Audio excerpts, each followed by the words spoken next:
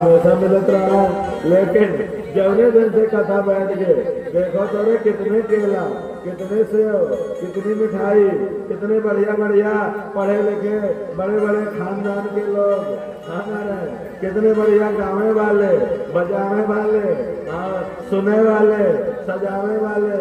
ये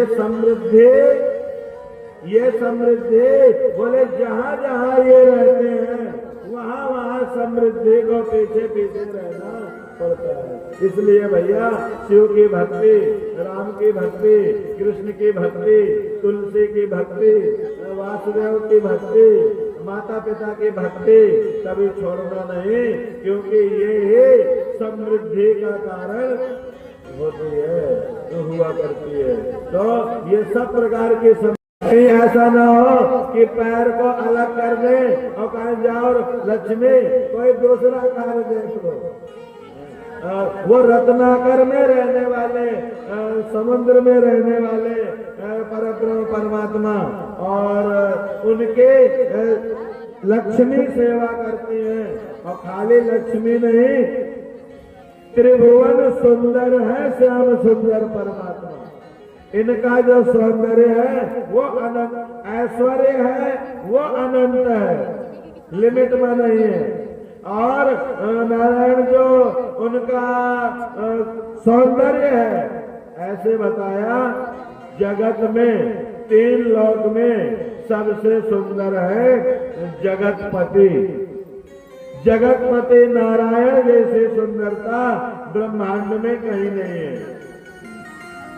ऐसे समझ लो, दूसरी तरह से समझना है तो अगर संसार में कोई चीज सुंदर लगती है ना, तो आप जानते हो कि वो चीज, उस चीज के अंदर, जगत के अंदर जब तक जगतपति रहता है तो जगतपति के कारण वो वस्तु सुंदर हुआ करती है, वो व्यक्ति सुंदर हुआ करता है।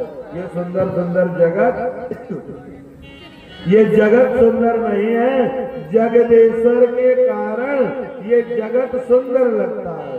जहां भी 3 लोक में सबसे अधिक सुंदर परमात्मा होते हैं नारायण, अथवा जगत भरे की जो सुंदरता होती है वो परमात्मा की ही सुंदरता होती है।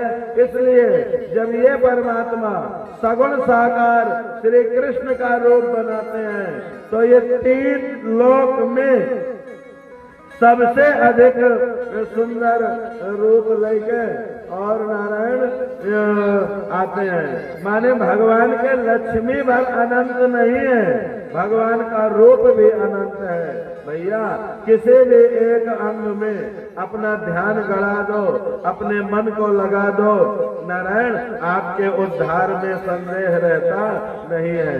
तो भगवान के एक बड़े बड़े जीवन मुक्त संत महात्मा भगवान के पांव के नाखून में ध्यान लगाए रहते हैं। भगवान के